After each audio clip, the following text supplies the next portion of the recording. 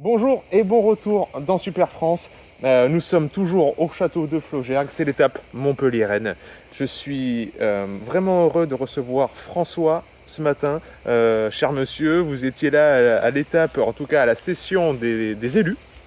Parmi les élus, chaque journée c'est la même chose, élus, entrepreneurs, monde associatif, et on a eu des échanges extrêmement intéressants. J'ai vu les yeux de Gunther Paoli briller quand vous avez présenté vos projets, donc on va être vraiment à votre écoute pour nous présenter ce projet de tortue justement. Donc si vous pouvez présenter qui vous êtes si vous voulez, et puis votre projet par la suite. Voilà, je suis agronome, je dis bien de déformation, puisque j'étais agronome pour promouvoir l'agriculture pétrolière, c'est-à-dire une agriculture pétrolière où il faut 15 calories de pétrole pour faire 1 calorie alimentaire en fruits et légumes dans l'assiette, Oui. et il faut 26 calories de pétrole pour mettre une calorie de protéine dans l'assiette.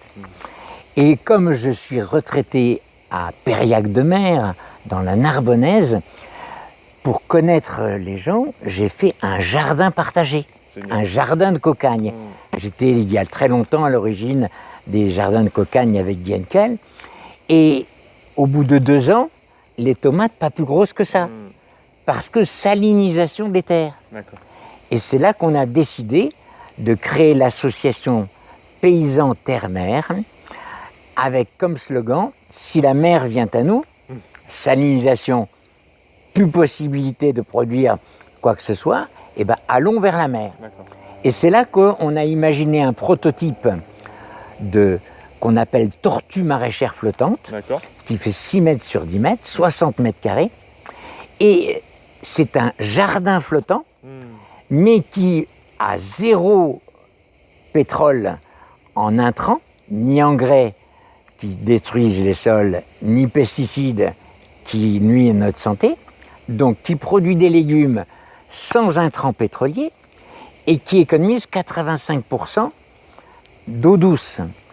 Pourquoi ? Parce que notre deuxième slogan de Paysans Terre-Mer, c'est le vivant comme modèle. Et comme on est au bord de la mer, eh bien, l'économie circulaire de la mer, c'est les poissons qui font caca, qui nourrissent les huîtres et les moules, qui nourrissent les algues, et rien ne se perd, tout se transforme. Comme dans la nature, naturellement. Comme dans la nature. Eh bien, nous, on fait la même chose, sauf dans notre première étape de tortue maraîchère flottante de 60 mètres carrés, qui équivaut à la production d'un jardin de 300 mètres carrés. Eh bien, dans cette première étape, eh bien, on veut être en dialogue avec les friches viticoles, parce que les friches viticoles dans la Narbonnaise, il y a 80 000 hectares de friches viticoles. Rien que sur ma commune, il y a 1000 hectares de friches viticoles. Et si dans 10 ans, dans 15 ans, ça brûle, et ça a commencé déjà à brûler avec le pin d'Alep, qui est une vraie boîte d'allumettes, eh bien, il va falloir être des milliers de bénévoles pour surveiller le feu, c'est déjà. Et voilà. Donc, il faut s'occuper des friches viticoles. Et on dit là où je suis que la première agriculture de la Narbonnaise, c'est pas la viticulture, c'est les friches. Puisqu'on a réduit les surfaces. Et donc, si les friches, c'est la première agriculture, eh bien, comment faire de la permaculture avec de l'agroforesterie ? Alors, on a créé avec des jeunes associations arbres et paysages qui plantent 26 km de haies d'arbres par an. Mais agroforesterie plus permaculture et plus le lupin. Parce que le lupin, c'est une protéagineuse qui donne 400 unités d'azote organique à l'hectare, 300 unités de potasse organique et 100 unités de phosphore organique. Donc c'est une protéagineuse qui régénère les sols, surtout les sols acides. Et le lupin, c'est la plante méditerranéenne, historiquement la plante méditerranéenne. Et le lupin, ça peut être notre outil de dialogue, de langage commun entre le nord de la Méditerranée et le sud de la Méditerranée. Parce que dans le sud de la Méditerranée, on est déjà qu'à 140 mm de précipitations par an. Et donc là, c'est très très sec. Et nous, on a 400 mm et on dit que c'est déjà trop sec pour la vigne. Et on sait que la Méditerranée, c'est plus de degrés au-dessus de la moyenne mondiale de température.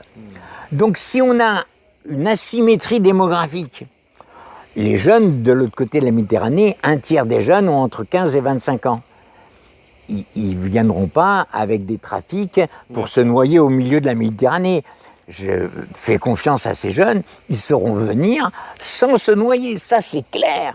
Donc s'il y a une asymétrie, eh bien reconquérir notre souveraineté alimentaire sur finalement le très sud de l'Espagne, qui a 50 000 hectares de serres à Malaga, 50 000 hectares qui sont nourris en hydroponie avec du pétrole, hein, et c'est 1000 camions par jour qui passent de notre village, tous les jours, 1000 camions par jour qui vont ravitailler Lyon, Avignon, etc. Et donc la moitié de nos dépenses en fruits et légumes. Alors là, on se dit après le Covid, il faut reconquérir nos souverainetés sécurité alimentaire comme reconquérir de la souveraineté sanitaire. Ça me paraît évident qu'il faut qu'on reconquiert cette souveraineté alimentaire. Comment votre innovation pourrait nous aider à faire ça? Alors, la tortue maraîchère, elle va coûter, on va faire un atelier paysan où chaque jeune pourra venir fabriquer sa tortue maraîchère. On pense pour 8 000 euros, grosso modo. Et d'ailleurs, l'association Terre de Liens est prête à payer les matériaux. Donc, du coup, il n'y aura plus que ça. Oui, il n'y aura plus que ça. Bon. Et donc, on pense qu'avec 3 tortues, un jeune, il se fait un SMIC. Mais un SMIC en travaillant qu'1 heure par jour par tortue. Ce qui veut dire qu'il libère du temps pour travailler sur les friches viticoles. Génial. Et là, avec des commodas gratuits des propriétaires, on a une jeune de 20 ans qui veut d'ailleurs faire de l'éco-pâturage à cheval. Et là, si on leur permet ce 3e élément de notre stratégie paysan-terre-mer, c'est de l'éco-habitat compatible avec les revenus agricoles, eh bien, on a un projet d'habitat léger pour que des jeunes en habitat léger, sans s'enraciner au sol, eh bien, puissent, dans notre atelier paysan, fabriquer, pourquoi pas leur habitat, leur tiny house en leur habitat, fabriquer dans notre atelier paysan, fabriquer leurs tortues, 1, 2 ou 3 tortues, de l'écologie intensive, qui produiront et des poissons et des légumes, et en même temps avoir du temps pour s'occuper des friches viticoles, parce que sinon, dans 10 ans, tout brûle et ce sera la Californie. Génial. Voilà. Cet atelier paysan, est-ce qu'il existe déjà? Vous avez déjà... Alors pour l'instant, on a démarré. Il nous a fallu quand même 2 ans pour avoir les autorisations de la direction des territoires et de la mer, la DTDM, 6 mois pour avoir Natura 2000. Ça y est, le feu vert est complet. En plus, on sait qu'on va avoir 1 mètre de plus de la mer, 1 à 2 mètres, dit le GIEC. Donc ça veut dire que nous, on a 40 000 hectares de lagunes rien que sur l'Occitanie, 40 000 hectares de lagunes rien que sur le GIEC. Donc on va augmenter de 10 ou 20 000 hectares. Et on a fait une réunion la nuit avec les Flamands Roses. Eh bien, figurez-vous, ils sont d'accord pour nous laisser 10% de l'accroissement de la surface des lagunes pour qu'on puisse reconquérir, nous aussi, notre souveraineté alimentaire. Eh ben, bravo. Et là, on a pactisé avec eux, ça marche. Super. Et Natura 2000 aussi. Voilà. Donc ça serait fantastique que plein de jeunes puissent nous aider dans des logiques de circuit court, en liaison avec les cantines scolaires. Et là, sur notre petit territoire de Périac-de-Mer, on veut en plus faire une maison de pêcheurs pour stocker nos paniers légumes et en même temps faire des paddles à propulsion mécanique parce que il y a des conchiliculteurs qui élèvent des huîtres qui n'ont plus assez d'oxygène dissous. Et donc nous, on voudrait expérimenter quelque chose de nouveau, c'est sur un parc à huîtres, faire un jardin de récolte en libre service de légumes, c'est-à-dire notre principe de tortue maraîchère, on le fait non plus flottant, mais aussi sur un plateau. Et à ce moment-là, des touristes qui viennent l'été, viennent sur une tortue, sur un paddle à propulsion mécanique. Et moi, j'en ai vu des femmes de 70, 75 ans faire ça à Nice. Super! Et à ce moment-là, avec le sac à dos, on récolte en libre service ses légumes dans son sac à dos. Et puis on dit à son adolescent, pendant que moi je choisis mes légumes, toi tu te choisis une truite d'eau de mer grande comme ça, de 40 cm, et comme ça, quand on viendra, tu seras obligé de manger des légumes si tu veux faire cuire ta truite. C'est tellement beau, on remet du lien, on remet du contact avec la nature pour les jeunes, pour toutes les générations, on fournit de nouveaux emplois et on régénère les écosystèmes. Voilà. C'est l'économie bleue. Voilà, c'est de la cohérence paysan-terre-mer, friche, régénérer les sols grâce au lupin. Et alors ce qu'on voudrait, c'est avec l'IAM, l'Institut agronomique méditerranéen, maintenant discuter avec les pays du Sud, la Tunisie, l'Algérie, le Maroc, voir comment on pourrait échanger, puisqu'on aurait comme langage commun le lupin, puisque le lupin nourrit le poisson, qui fait caca pour nourrir nos filtres bactériens avec de la spiruline qui complète le véhicule, parce que la spiruline c'est aussi des chaînes de bactéries, c'est pas des algues comme on le croit, et du coup qui nous nourrit nos légumes. Donc ça, c'est notre partie en lagune, et sur 40 000 hectares qui vont augmenter dans les années, ben ça c'est une bonne idée. François, c'est magnifique, c'est un très très beau projet qu'on va suivre de très près et qui va rentrer, qui s'inscrit totalement dans notre économie bleue et dans notre Super France. Comment on peut se renseigner? Est-ce qu'il y a un site internet? Est-ce qu'il y a quelque chose? Alors évidemment, oui, il y a un site sur paysanterre-mer-wordpress.org, mais il y a aussi un FR3 de Montpellier qui est venu faire un petit reportage. Mais il y a aussi, Gunther m'a demandé de parler un projet qui, lui, n'est pas encore là. Autant la tortue, elle est là. Elle est là, et toutes les liens sont dans la description de la vidéo. Mais, et en plus, elle va être gérée avec le système d'échange local de la Narbonnaise, puisqu'on va être bénévole pour faire cette première partie de recherche-action, pour savoir, dans 6 mois, on saura combien on produit de poissons, combien on produit de légumes. Mais on voudrait aussi aller en mer. Et aller en mer, notre idée, c'est avec le laboratoire Arago de Banyuls, où il y a quand même 180 chercheurs qui sont spécialisés beaucoup dans les algues et qui savent faire des algues qui, à la fois, absorbent le microplastique. Absorbe, il colle, bien sûr. Puisqu'on a tous dans notre sang l'équivalent d'une carte vitale. C'est bon, pour expliquer, et donc, on mange à peu près 10 grammes de microplastique par semaine. Et 10 grammes, c'est à peu près de microplastique, c'est à peu près votre carte de crédit.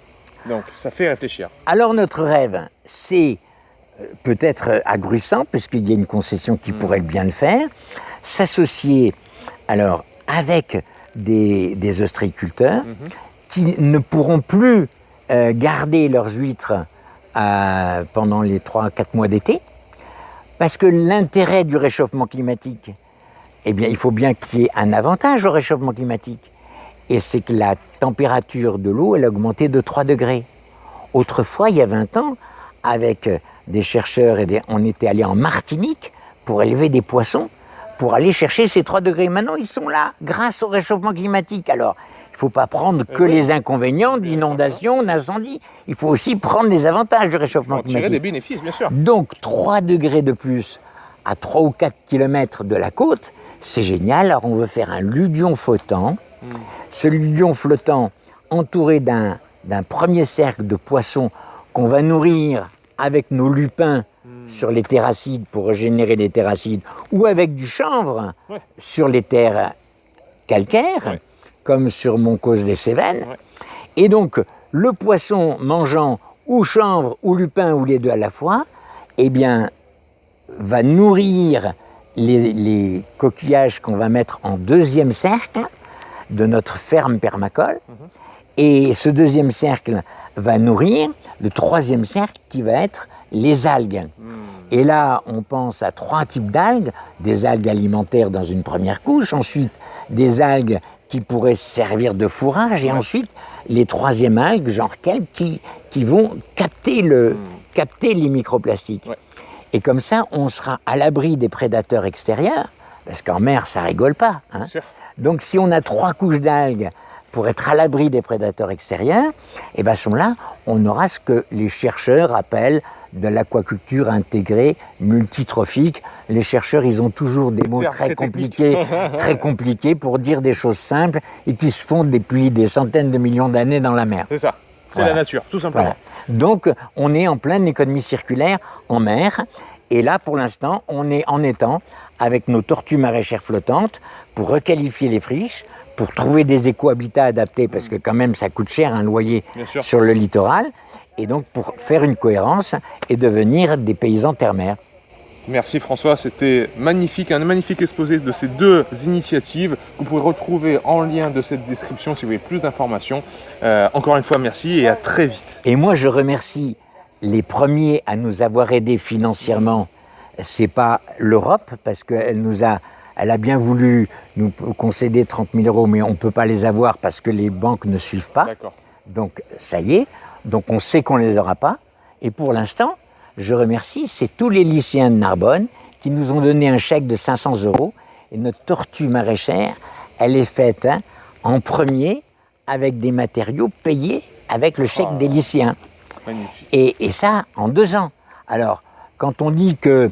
alors, le reste, c'est évidemment, c'est moi, moi, retraité agricole, etc. C'est les uns, les autres, les amis, etc. Mais je dis quand même, c'est pas si simple que ça. Non. Si j'avais pas mon âge, si j'étais pas retraité, ça serait dur d'arriver à lancer un prototype comme ça d'autonomie alimentaire sur les lagunes. Alors si vous voulez soutenir ce projet, c'est vraiment un appel que je fais à tout YouTube qui nous regarde, allez-y, on a besoin d'aide. Donc soutenez le projet de François parce que ça peut vraiment régénérer les écosystèmes, ça peut vraiment prendre soin de nos littoraux, de nos mers. Vous avez bien compris, créer de l'emploi et créer vraiment à terme des habitations. Des nouvelles vocations de vie, et je sais à quel point la France en a besoin de nos jours. Donc plus que jamais, ça s'inscrit dans notre tour Super France. François, un grand merci encore. En fait, on est complètement en phase avec la journée d'aujourd'hui, parce que c'est produire autrement, c'est consommer autrement, donc récupérer les fruits et légumes alors que c'était la Provence et le Roussillon qui nous nourrissaient il y a encore 30 ou 40 ans. Oui, et donc, c'est consommer autrement, produire autrement et vivre autrement. Et donc, augmenter de la vie à nos années pour augmenter des années à nos vies. Merci encore.